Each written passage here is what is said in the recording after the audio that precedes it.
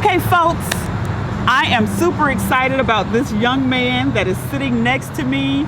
Even though he's sitting here looking nice, humble, and all that good stuff, let me tell you, y'all, he is not a joke. The man is a boxer, and from what I've seen, he literally is knocking them out as we go into this phenomenal story.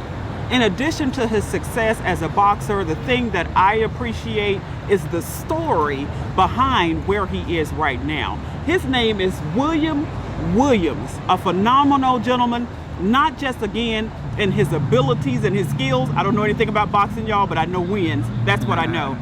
But also in the fact that, again, the story behind how he came to be where he is today.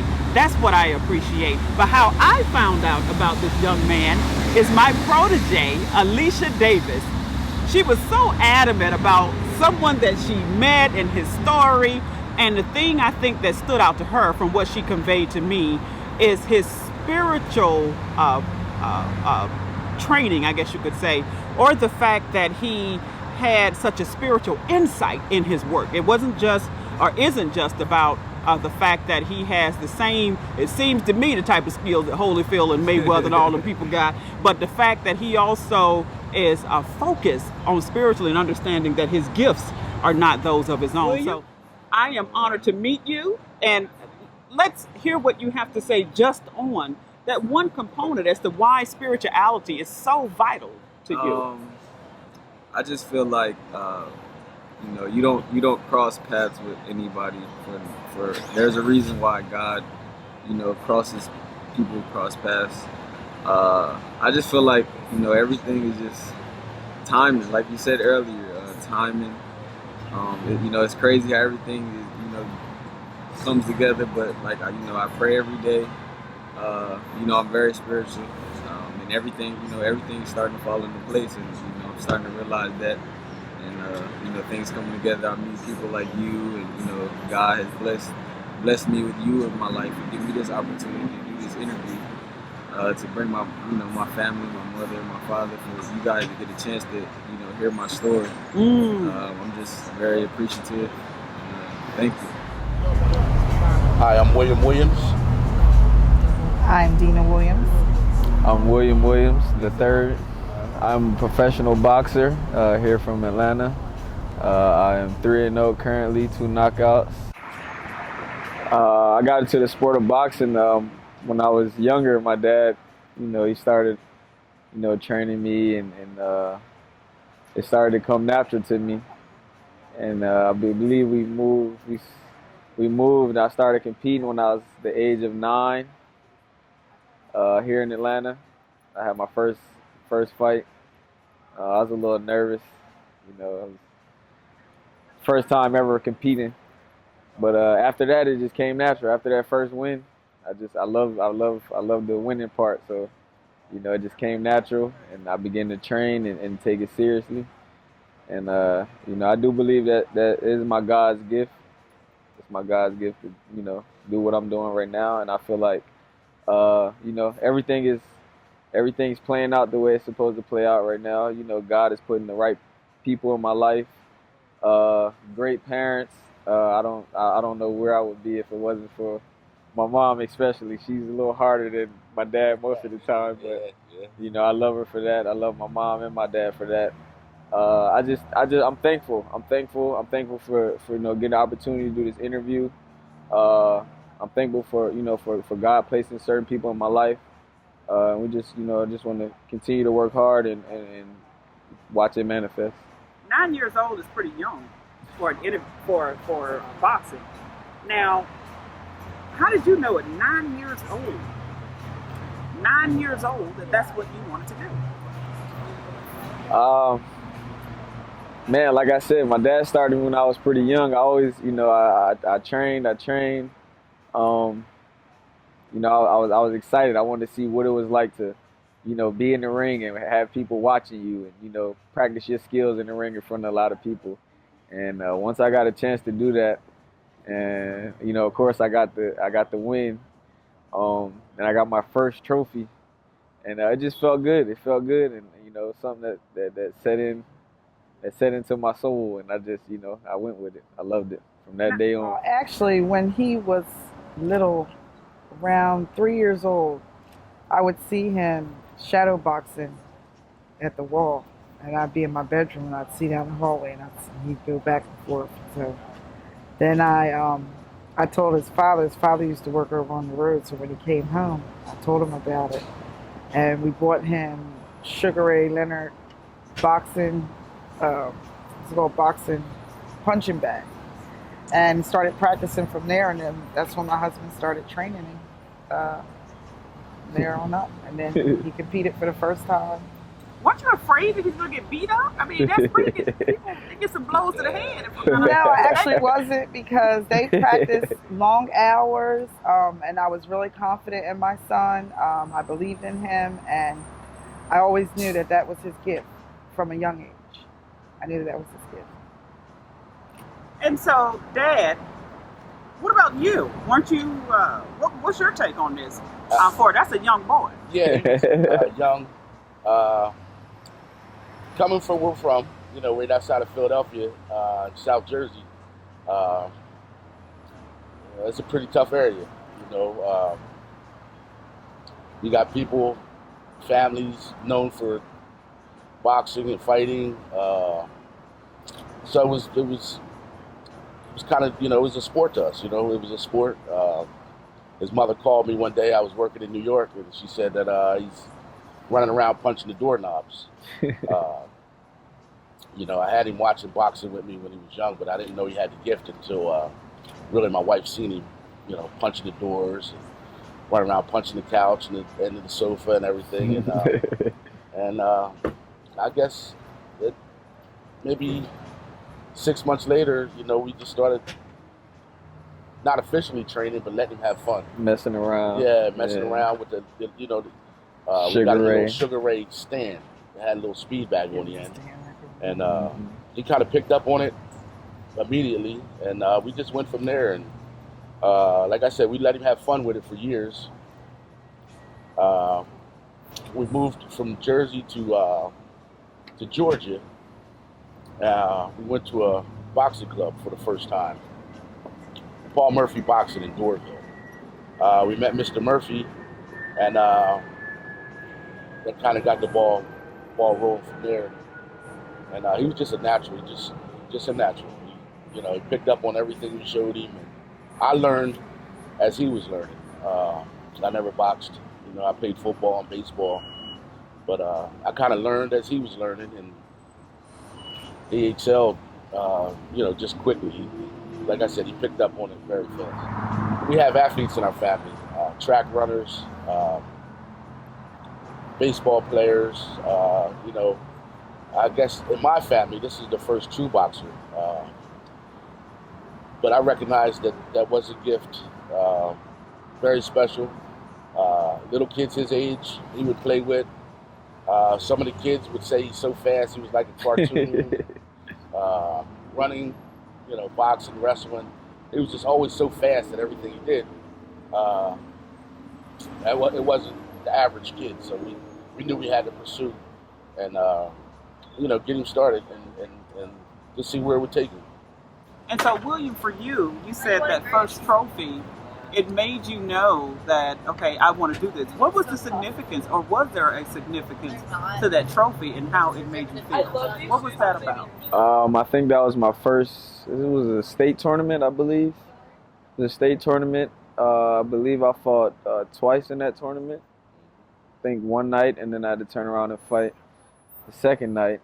It was against a kid, who was supposed to beat me. It was my first fight, but like I said, I went in there. It just came normal and natural to me, and I just went in there and did what I did. And once I came out the victory, I won the trophy. It was just like I won $1 million. I was excited. I was real excited. I loved the feeling. I just wanted that to continue. And honestly, I'm gonna be honest. And that's probably most fighters that I've talked to have been around. Most fighters, we really don't look forward to the actual fight day because as we do it every day, it's actually the day after. Like, okay, let's just get this done so get the W. But once I'm in there, I get in there. It's like in the back you're waiting, you're anxious, you got a lot of stuff. You just gotta control and bottle everything up, and then once you go in the ring, everything goes away. So why the day after, not while you in there? I don't know. I don't know. I just even that's why I feel like that's why I'm so relaxed and humble. I don't really try to, I'm fighting. I don't want, I'm gonna do this. I think about it, of course, but I really just like, okay, we're gonna go on to the next day and get back to training or, whatever. But, it's waiting for that bell to ring and, waiting before you like I said, it's like it's so much energy, it's thoughts, it's build up, but you have to, once you control that and you bottle that up and sit it right here and then you go in the ring and just, when the bell rings, it's just tunnel vision. I don't see anything really but the four squares and that person. And I listen, of course I hear my mom's voice and my dad's voice. The familiar voices that, it's hundreds of people yelling, but for some reason I only hear maybe 2 or 3 voices that I want to hear. Other than that, everything else is just like, it's pretty much numb to me in the ring, And so that's working for you in terms of that bottling it up and that bell ring and you all. Yeah. And so you say you hear your mom's and dad's voice. Mom and dad, what are y'all yelling? What's going on? What's happening on this side over there? We heard some outrageous things. I have to say, say on camera. I'm nervous. The first round, I'm really, really nervous. And then after the first round, I'm relaxed. I'm relaxed. I know he's going to go in. I know he's going to perfect his gift. But just being a mother and, just watching, because your son, he's going in there and he's going to fight. So, I'm nervous that first round. But like I said, after the first round, I'm fine. I'm relaxed. I think they're more nervous than me. Yeah. My dad. For me, it's torture. Pure torture. It's just torture. We train for 6 weeks. Put the work in. We spar tough guys. Some guys come in there to kick our butts in the ring during sparring. Not nervous then. I'm not nervous. But fight night, if something happens, my mouth gets dry, break out into sweat. He's cool as a cucumber. He's ready to go. Me, I'm pacing back and forth. I'm outside, I'm inside, just waiting for the bell to ring. Once the bell rings, I'm ready to roll. But most of the time, I drink his corner water. I got to get a new water. Yeah, it's just torture for me. But I know he's prepared. I know he's ready to go. Once the bell rings, we're ready to rock and roll. We're ready. Why is it so torturous for you? Explain that to me. That's my son in the ring. It's a brutal sport. Any given day, it doesn't have to be Mike Tyson or Floyd Mayweather in the ring. It could be the kid that just started boxing that could land a lucky punch and hurt you and end your career or permanently damage you. So, that's why, we train so hard to prepare. But that's why it's torturous for me. Like I said, until that first bell. But in terms of how you deal with that torture, what is it that you do to maintain your sanity, knowing that is your son in that ring? What do you do? Okay, you want me to tell you my routine? Okay, this is my routine.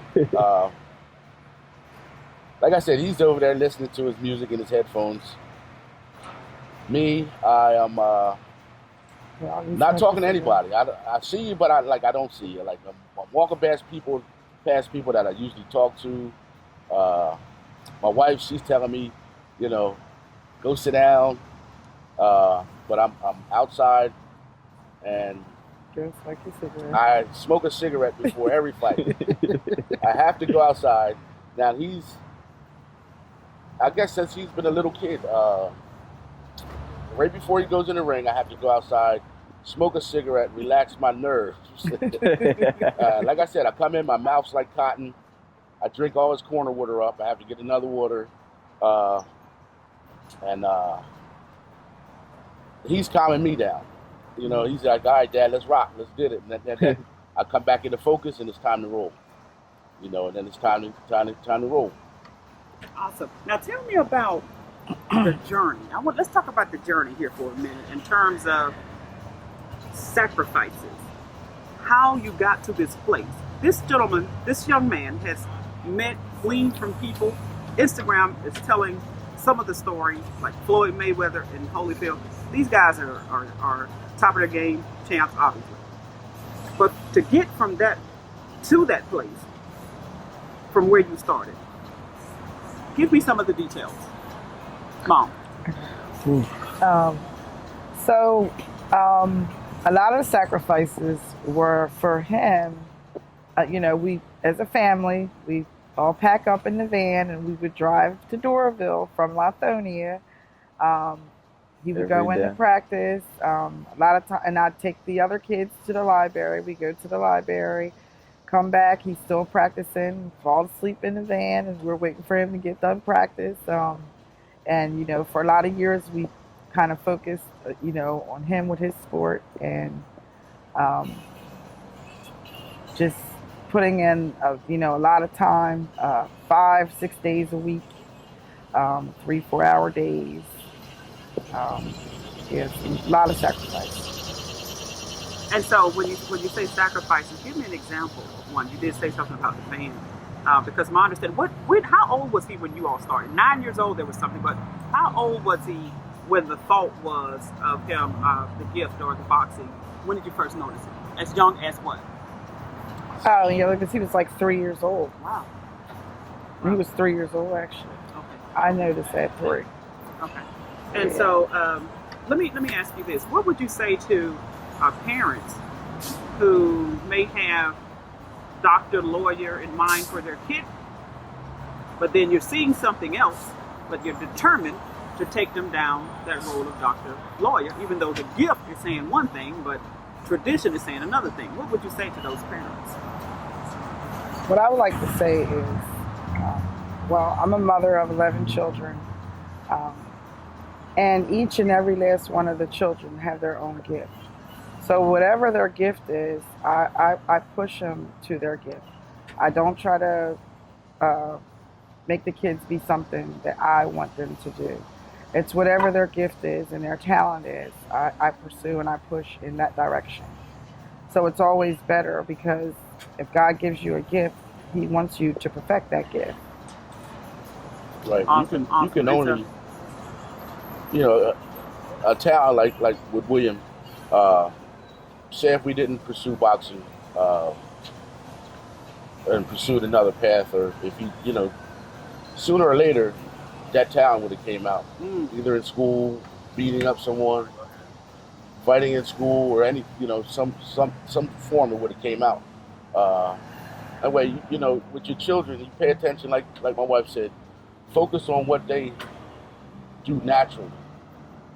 If they run fast, if they speak well, they read well, you focus in that direction. We never really tried to force our children into doing anything. We have, you know, like I said, we have 3 other sons. They all can fight, but they didn't want to box. So we didn't force them into boxing. That just wasn't something they wanted to do. This is not a sport where that you play. This is for real. This is, you know, could be a life-changing sport in the wrong hands. But like I said, if you have a talented child, find out what they do well, and just follow behind them and watch what they do, and it'll lead you right to what they're, you know, it'll lead you right to their gift, and the gift will open up, and you run with it. And support them 100%. Support them 100%. I want to thank my parents for, you know, being so supportive of my dreams. These are definitely, you know, 2 people I could say would never give up on me and continue to push me every day. How I feel about that, like she said, well, if parents that notice a gift, um, supportive, be supportive of that gift. Um, I appreciate it. I appreciate every day. I may not say it as much, or me and my dad, we have our days in the gym, but I love him at the end of the day. I love my mom at the end of the day. Uh, he'll never leave my corner. My parents will never leave my corner. My family will never leave my corner. Uh, but I just, the support. You got to have the support. Um, and as long as I have that, my family, I'm fine. That and keeping God first. And so you have a pretty strong family there. There are like 14 people there. Let me see, your parents, and then there's 13, 12, 13 family members. Tell me about the importance of family for you and your career and what's happening. Okay, well the importance of family. Man, I don't know where to start. Man, I don't know where it started from down to my 5-year-old little brother all the way up to my older sister. I mean, I don't know where I would be without them. My older sister, she used to, beat me up when I was younger. That was one of my first sparring partners. Man, my younger brother, he's a year younger than me. He's played a big role in my career also. He helped me out with a lot of tournaments. He had sacrificed not going to work. We just stay in the gym for months at a time. He did a lot of sacrificing for me. My sisters, they all supportive. My younger brother, he's in school right now. He just got a football scholarship. He was one of my main running partners for about for years. He kind of outgrew me once he hit about, I want to say, maybe 10th or 11th grade, when he started getting about 6'1", and I kind of let him go and start his run before me. I catch up, but man, my family plays a big role in my life and my career. Especially my parents, my mom. My dad, he's in the gym with me every day. My mom, she's the backbone behind everything. She wants to make sure everything's in order. If it's not, she's going to get it there. Try her best to get it in order. Man, and all the way down to my my little brother. I have little siblings. They look up to me. They admire my hard work. My little sister, she's in high school now, and I believe she's playing varsity this year as a sophomore, volleyball. But she looks up to me. She's in the gym with me every other day. She trains hard. But I preach the importance of education also, to my younger siblings. That's very important, education, getting a diploma. I'm very proud of my younger brother. He went off to college. I'm very, very proud of him. He got it done. He got a full scholarship. But with your gift, do you feel any weight in terms of, oh, I got to make it, or does it you just let it flow? How do you feel? I don't feel any pressure. I wouldn't say let it flow. I'm working at the same time. I feel like, honestly, I feel like long as I do my part, God's gonna do His part, and I see God, working every day. Even doing this interview here, this is God's work, and meeting different people, and like you said earlier, timing is everything. And when God wants to reveal you, He will reveal you, and when it's time. And I feel like the time is How coming. was it for you to meet Floyd Mayweather and Holyfield? What was that like? I'm going to be real honest with you right now. I don't know. I always years before I even met Floyd Mayweather. It's like, I would sit at home, eat my brothers, my sisters, my family. We'll watch his fights and, watch his 24/7 episodes. And in the back of my head, I will always think like, one day I'm going to meet him. I'll be real close to him. And, I will always think that. And I never told anybody. I think I told my younger brother. I just told him this maybe last year or a year and a half ago, maybe. But I would always sit there and see him on TV. I always admired him, and I always put like, one day I'll be next to him, or I'll be, and God just it happened. It happened, and it was a good experience for me. Very good experience. Um, Holyfield, Holyfield, that was a blessing. We got to train with him for like a month, a good month. In his was, I believe it's Rick Ross's house now, but it was the old house. He let us use the gym every day. We was very thankful for that. We would go in there every day, use it to our advantage. The first day I think we met Holyfield, we went to the house. Yeah. He made us. He sat in his car, his Escalade, him and my dad, and he made me and my friend. We ran an hour nonstop around his yard, around his estate, and I'll never forget that. That was quite an experience. And so this is what Holyfield. What do y'all say about that? That's what Holyfield made him do. What were you thinking about that? We kind of forgot about him back there because he was telling me his story. Yeah, he was telling me his story, and we were riding around the whole perimeter of the yard, and we looked out the mirror, and they was way, way back. And said, they had enough. So it was about an hour and 20 minutes they ran. Yeah. But that was a great experience. He was talking to my son, telling him the dedication, the hard work, the sacrifice that you have to make. Time, you have to miss a lot of things, miss out on a lot of things. But that was a great experience for me and my son and his friend. And what you have to say about that, Mom, when that happened? That's a big deal. Everybody don't get that opportunity. I was real excited. I was excited for him. I was excited for him. And I think I want you to tell the story how you got to Vegas.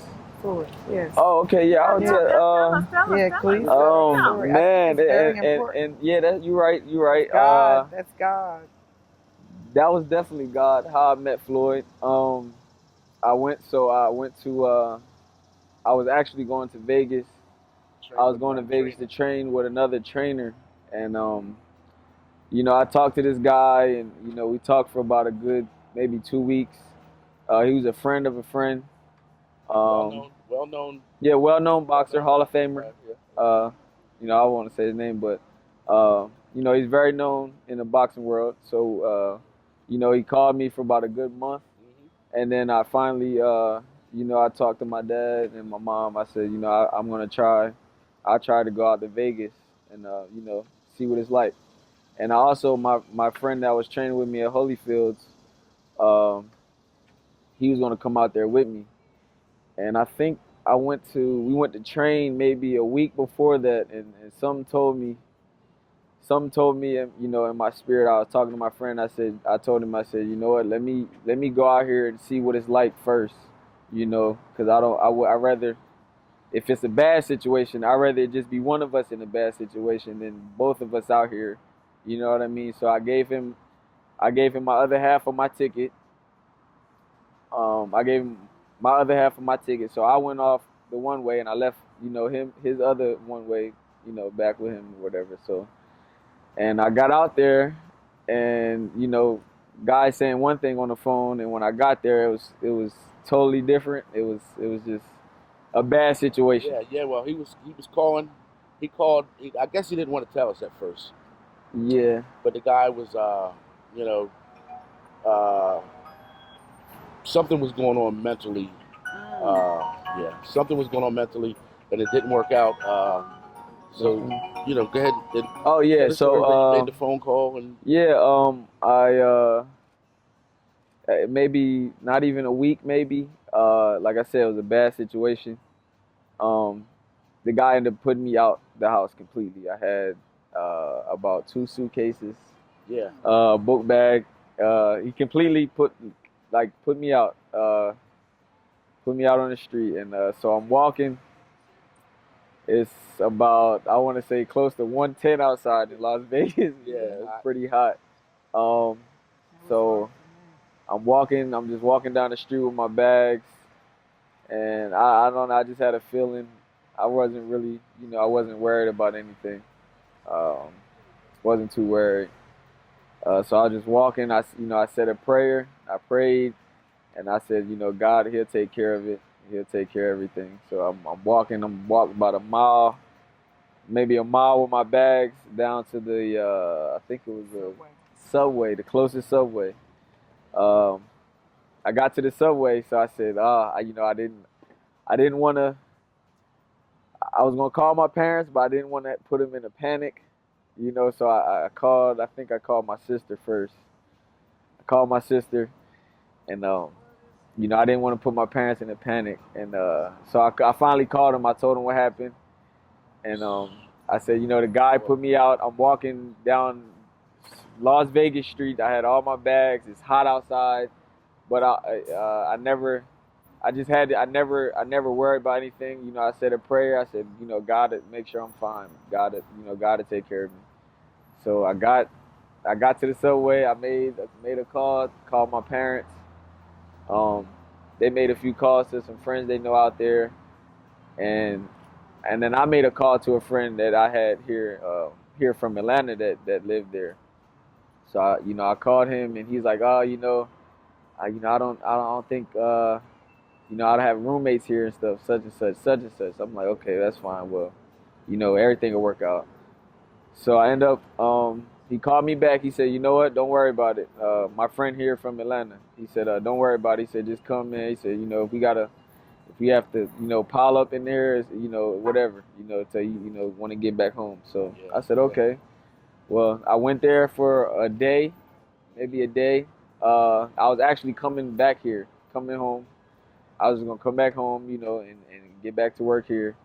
And then I went to the gym the next day just to visit and check it out. And they was like, man, you should just stay and train. And I'm like, okay. Well, I called my dad. I talked to my dad.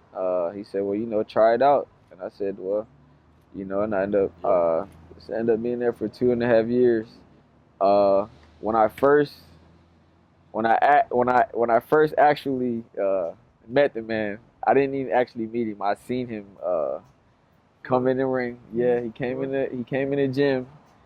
It was like and I never told nobody this either. It was like when he came in the gym and as he begins to train, and I'm sitting there, I'm like, I'm like a little kid at the candy store. I'm just like, I have my hands on the ropes, and I'm just like, wow, this is him, and I'm just admiring his work and how hard he's working. But for some reason, he kept everybody that was in there. He kept looking, he kept looking down at me.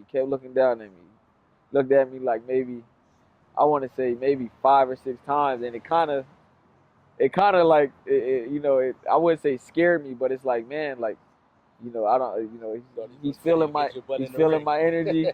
He's feeling my energy or something. But he just kept looking at me, and a few months later, I was training. He came in one day, and he just came up to me, and he said, yeah. He said, yeah. I heard you're talented.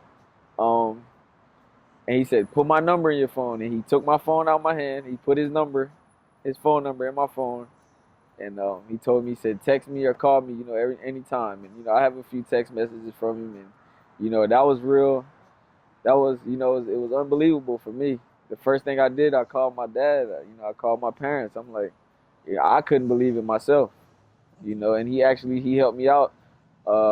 He helped me out there a few times, financial. He helped me out, holidays and stuff.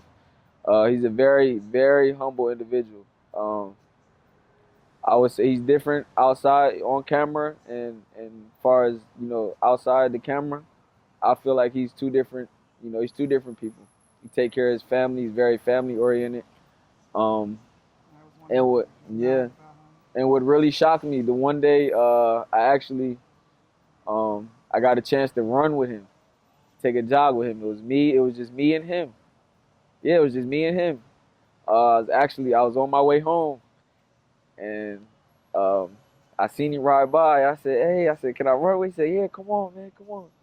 So I take off running with him, and it wasn't the run that was surprising to me. It was the first, I would say the first maybe 15 minutes we were running. he was praying the whole time, thanking God, and and I'm just running along with him. I'm listening to him pray, and he's pointing up to the sky and thanking God, and I'm like, he's really, this is, people don't see this. This is what people don't see. I mean, he's very spiritual.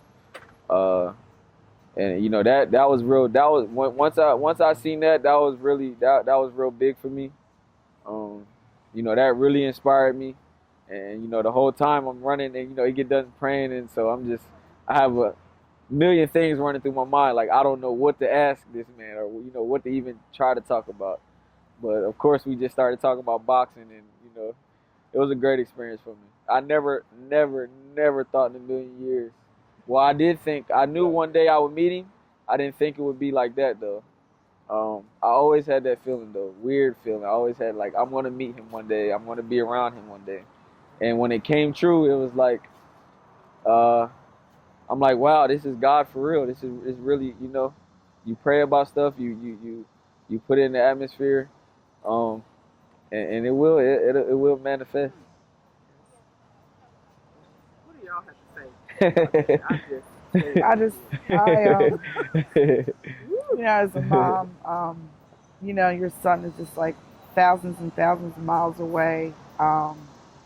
And the day when we got that call, and he said he was walking, and I went right in praying, and I knew God was going to take care of it, and I knew he was going to handle it. And then within a week's time, and I told my son, I said, other people had a plan for you, but God knew what your plan was.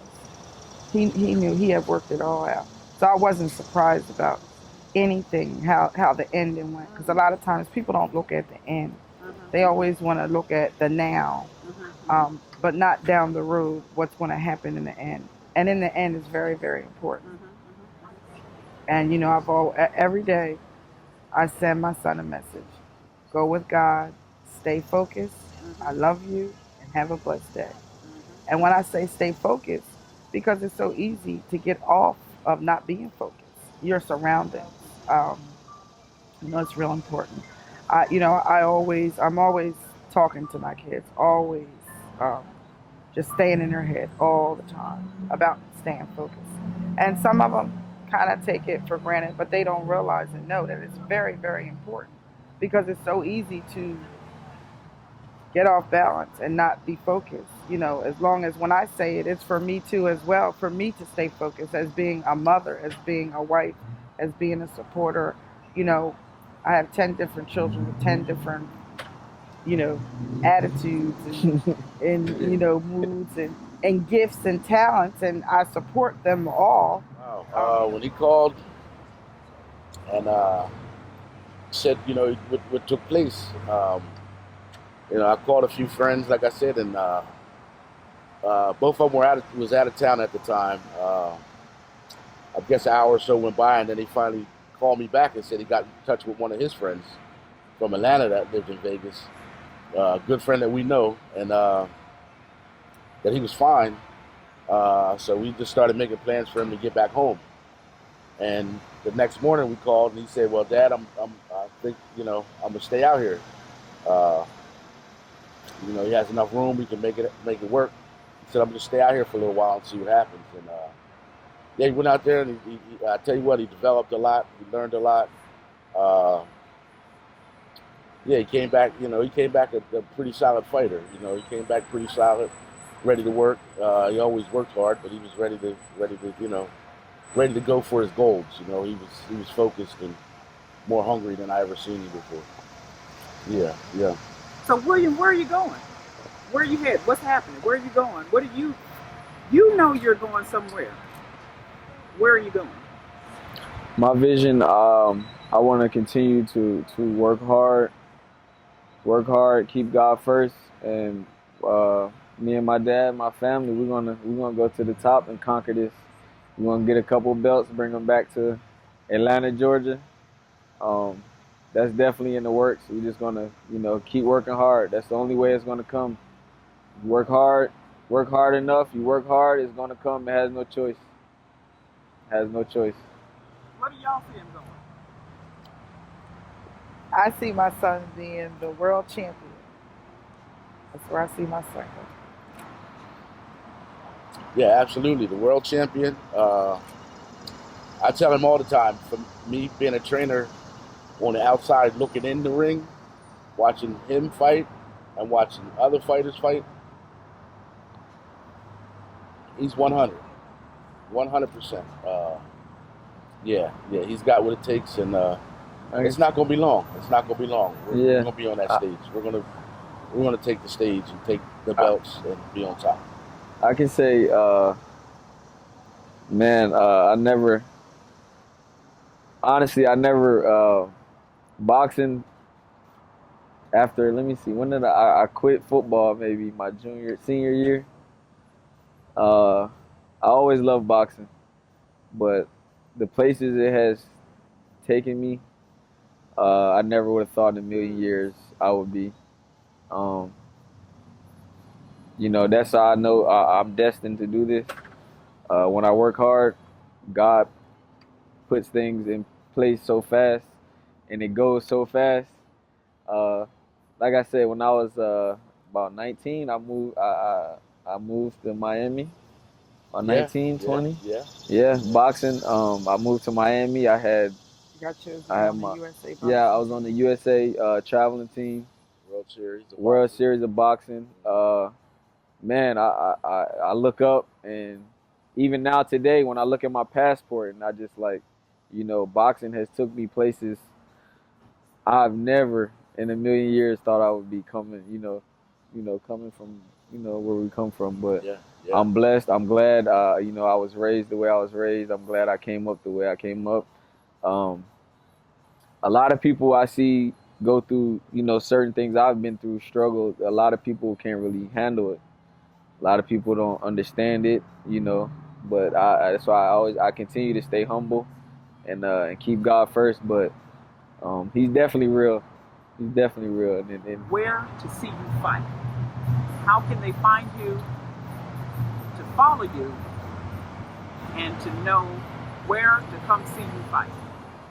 Okay, my Instagram is illwill_5190.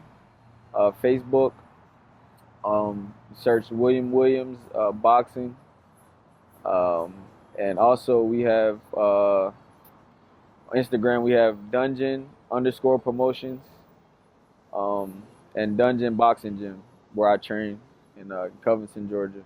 They have a lot of information on the Instagram and Facebook. Last word? We're just going to keep pushing forward, thanking God for everything, our ups and downs, our strengths and our weaknesses.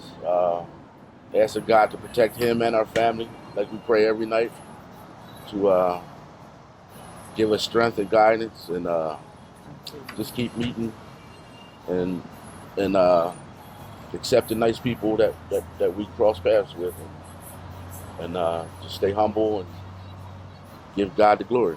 Yeah. Mom? I just want to say, it's like getting on a ship, on a boat ride, and going for the ride. You know you're going to make it. Champ? I just want to thank you for the opportunity, having my family here. I just want to thank you. I want to thank God. I want to thank everyone for this opportunity, and going to the top.